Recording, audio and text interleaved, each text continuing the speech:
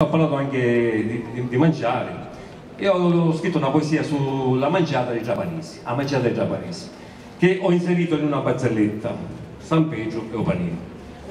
Uzzutuzzo giapponese muore e va in paradiso pensando, ora a cavo passo buono, mangiare Dio.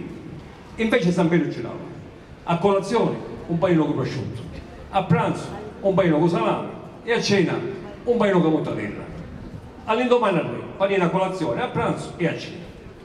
Dopo un mese di panini, chi non ne può più, poi San Pedro ci fa: San Pedro, ma io pensavo che in paradiso si mangiava buono, ma fai una cortesia, ci posso dire un attimo purgatorio? Ma così, tanto per vedere so come mangiano.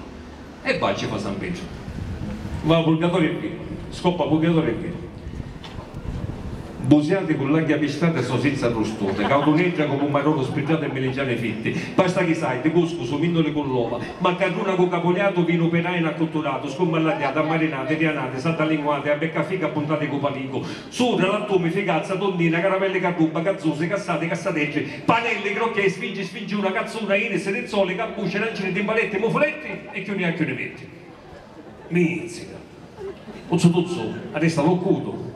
Ma San Pedro dice, San Pedro a questo punto, molto per molto, sono proprio curioso di vedere se so come mangiano all'inferno, ci posso dire?